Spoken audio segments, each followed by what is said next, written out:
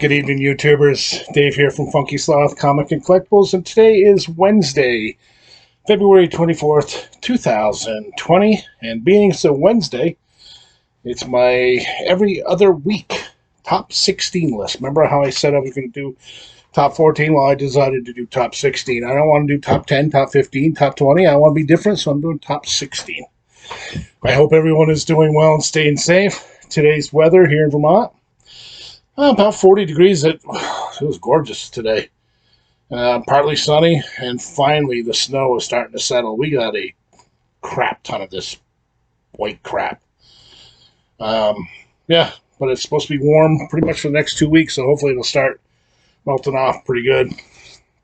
Okay, so let's get this video started. As previously stated, today is my top 16, and today's subject is going to be my top 16 science fiction movies of all time. Now remember, this is my opinion. It's not anybody else's opinion. It's not, Rotten Tomatoes or anything, because this is going to be completely different than a lot of people out there. So I'm going to start off with my two honorable mentions. First honorable mention will be 2001: A Space Odyssey, which was released on May 12th, 1968. And I loved this film when I first saw it, and still you can watch this film today, and it's still relevant, and it's an excellent film. Number two honorable mention, Escape from New York, which was released on July 10th of 1982. Kurt Russell as Snake Plissken. What else do you want me to say? Great movie. I love Kurt Russell anyways. Great actor, but him as Snake Plissken was perfect. Perfect. Alrighty, so let's get into my list.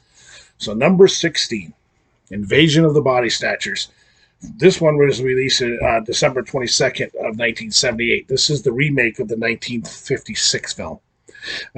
This movie was fun. It was scary, on how people all of a sudden noticed how their neighbors, family members were acting strange. And you soon find out that aliens are duplicating human bodies by these little seed pods. Anybody in the vicinity of those little seed pods will start getting replicated. And when the assimilation of that fake human to real human occurs, the real human dies. And another classic, aliens trying to take over the world. Number 15, They Lived, and that was released on November 4th, 1988. This film is so underrated, in my opinion. I mean, it's a great political subversive film about the gap between rich and poor and how people blindly follow the government, which is so relevant, especially in this day and age, how people are just willing to believe everything and anything this government says, and they just blindly follow like a herd of sheep. And Roddy Piper was in it, the wrestler, but he was actually very good in this film. And whenever this movie comes on Netflix or whatever, anything of those the streamers, I watch it. Great movie, very underrated. Number 14, Terminator, which was released on December 20th of 1984. This movie set the stage for so many movies after it. Arnold Schwarzenegger was awesome as the Terminator. Had great action, great story, great one-liners. I mean, it was awesome. And like I said, it has set the stage for many movies. I can remember seeing this for the first time and seeing Arnold as the Terminator and how badass he was. And he had one purpose and one purpose only. That was to kill Sarah Connor, and anybody and everything that would get in his way, he'd kill it. Great movie. Great. And one of Arnold's best. But further on, we'll see his best movie, in my opinion. Number 13 is Star Trek: The Wrath of Khan, which was released on June 4th of 1982. You really can't have a sci-fi top list, in my opinion, without this movie on it. Out of all the Star Trek movies, this is by far the best. By far the best. I was never a huge Trekkie. I liked the original TV series a little bit. I really enjoyed the Star Trek Next Generation. But movie wise, the original Star Treks weren't that good. However, Wrath of Khan is one of the best science fiction movies of all time. I mean, Ricardo Montalban was awesome as Khan, and the movie was fun. It was exciting. You know, the story was great, had a great conclusion, and actually, a lot of films. Again, this film set the way a lot of sci-fi films will be filmed later after it. Great movie, very very good movie. That puts us to number 12. People are going to laugh at me at this one. I can hear it now. But it was Flash Gordon, and it was released on December 5th, 1980. I always loved the character Flash Gordon from early comics, early books, the old black and white movies. Like I said in one of my earlier videos, I can remember watching the matinee at the Bijou, which used to be on PBS, and they would have old Flash Gordon with Buck Rogers, those type of that era of action heroes, sci-fi stuff, and the old stop motion and the old black. But I loved this movie. I was hooked on this film right away. Was it campy? Yep. Was it over the top? Yep. Was the acting bad? Yep. Was the special effects low? Yep. But I love this movie. Love the story. Everything about this movie. It was just so good. I'm hoping this is one movie I hope with the way we have CGI and special effects and stuff that they actually do a remake, but keep it with kind of the same story. Because I love this movie. I own it on Blu-ray, I own it on DVD, I own it on VHS, and if it ever comes out on 4K, I'll get it. And every time I see it on TV, I'll sit there and watch it. Love this movie. That brings us to number 11. Some people are going to be like, "Oh, this should be in the top 10 easily." No, not my opinion. Return of the Jedi. Return of the Jedi was released on May 25th of 1983. This is the final movie in the original Star Wars trilogy, which out of the three trilogies, this is by far the best. It was a very good movie. It actually has some of the best Darth Vader and Luke Skywalker scenes. It's great space battles. You actually get to see the first land battle in Star Wars, and you get to see the conclusion of the Anakin Skywalker, Luke Skywalker. Because, I mean, spoiler alert if you haven't seen it now. Darth Vader / Anakin Skywalker dies at the end after saving Luke. But if you haven't seen it by now, I don't know where you've been. But that was number 11, Return of the Jedi. Which brings us into our top 10.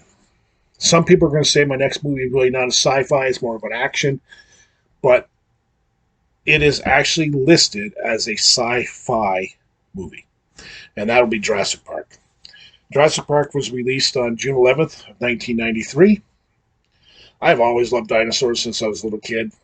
And when this film came out, I was in total awe of what they did with the dinosaurs. I mean, even today, the CGI, the animatronics, the full-scale models for the dinosaurs still holds up with anything they're putting out now. The story was great. Yeah, you just can't go wrong, Just a story on dangers of cloning, dangers of messing with nature. And I still say to this day that when the world decides to go away, it's going to be Mother Nature. She's going to snap her fingers and be like, "You humans have screwed things up so bad." Gone. But Jurassic Park, the other Jurassic Parks are okay, but nothing even comes close to the original Jurassic Park. It was a great movie. That scene where they're finally pulling into the park and they're in the Jurassic Park Jeep and they stop and they look up and they see that Apatosaurus and it stands up. Hooked. First time you see the T-Rex, hooked. The Velociraptors, great movie. A great movie. Number 9. Planet of the Apes, which was released on March 27th of 1968. I first saw this movie probably when I was like 8 years old, so probably around like 75, 74. No, probably more like 70. Yeah, 78. Right in that area. Probably, yeah, right in that area. I was hooked in the first 5 minutes, and then I loved all the other films that came out from the original Planet of the Apes series. The TV series, which ran in 1978, was great. The animated cartoon was awesome. But the Planet of the Apes original movie from March of '68 still holds that spot for me. None of the Planet of the Apes, the newest ones are actually pretty good, but this one here to me will always be the best. Charleston Heston, uh, just a great movie. Um, I can remember sitting there. I was probably like 12 years old, and they actually had them all come out on like a one. They all came out in order on TV one day, and I remember that, and that was awesome. But yeah, number 9, Planet of the Apes from 1968. Here's another movie some people are going to think is not a sci-fi, but technically is in the sci-fi genre, and that is Back to the Future. Back to the Future was released on July 3rd of 1985. Loved this movie within the first 10 minutes. It is still one of, you could put this in other categories, and actually, when I do some more of my other categories, it might actually fit in there. But it'll be in my top 10, top 16 right now. Back to the Future is a great, great movie. Michael J. Fox was awesome. Christopher Lloyd was awesome. The story is fun. It's actually thought-provoking on what can happen if you were actually go back in time, given the chance to travel back in time, and how things could be changed for the better or the worse. And if you did something in the past that you weren't supposed to do when you travel back, how would it affect things now? Would you still be here? Would your friends be here? Or would you still be, happy? Would you? Who knows? But Back to the Future, great movie. And when I go to Comic Cons, I always look for the DeLorean. A lot of times they have it there. There's another piece of movie history. You see the DeLorean, you know exactly which movie it goes to. Speaking of Comic Cons, God, I hope they help going this year. I need to go to at least one, either Boston or Providence. I gotta go. They're fun. If you haven't never been at a Comic Con, even if you're not a big comic person, they're more. They say Comic Cons now, but they're more of like pop culture events now. Movies, books, comic books. Go there. You can go. It's just awesome. The artwork you can go and see. Yeah, you never had a chance. Even go to one of the smaller ones like Albany, New York, something like that. They're just fun. They're just fun. So that brings me to number 7. Number 7, Alien. Alien was released on May 25th of 1975. Corrections, 1979. That's what? 42 years ago? Never ever thought that. This is actually the first movie that introduced me to actually a sci-fi horror. Um, and it easily is still one of the best films of all time in the sci-fi and horror genre, if you wanted to put it in there.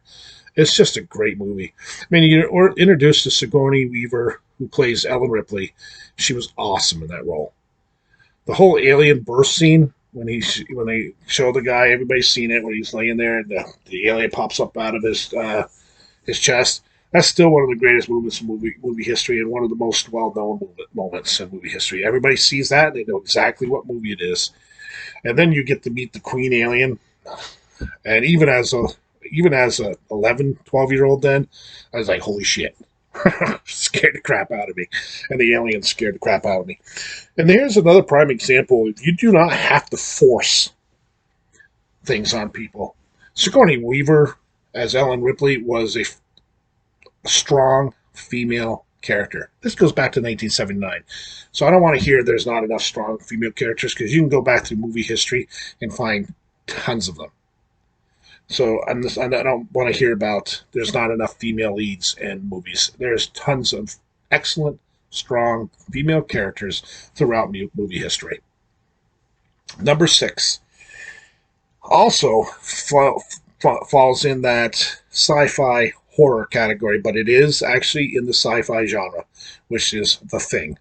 The Thing was released on June 25th in 1982, and it's actually the remake of The Thing from Another World from 1951, I believe it was. This movie scared the crap out of me. Scared the crap out of me. I was, 14 when this movie came out. Actually, I did go see it at the movie theaters with some friends, and it scared the crap out of me. And one of my favorite actors starred in this, and that is Kurt Russell. Kurt Russell is a great actor. Excuse me. The whole shape-shifting alien creeped me out. Still does. What made it so scary in that movie is you didn't know who he was. Which character in the movie he actually was. And the whole thing where bites the guy's arms off, the dog, it still holds up as one of the greatest, again, sci-fi and horror movies of all time. Easily rates up there. So that brings me to our top 5. My number 5 movie will be Close Encounters of the Third Kind, which was released on November 16th in 1977. And this is one of probably my favorite alien meets human type movies. Steven Spielberg, this was only his 3rd movie, I believe, and he knocked it out of the park with this movie.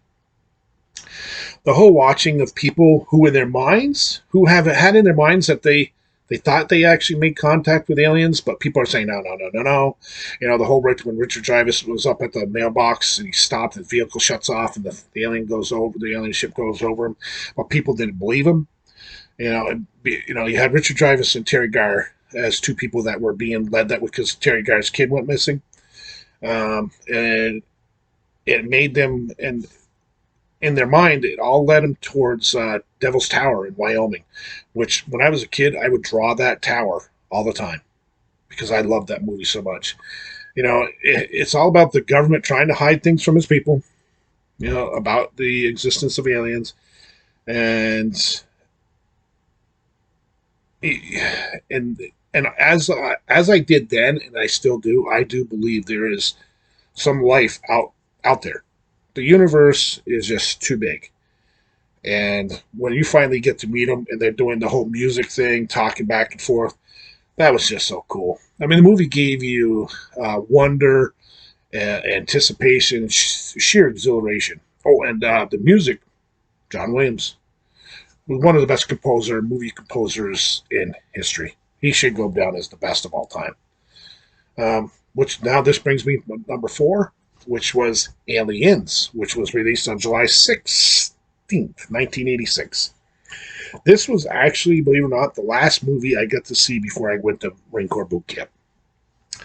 And this movie is better than its predecessor, Alien, but just a little bit because of the action scenes and just this little faster pace.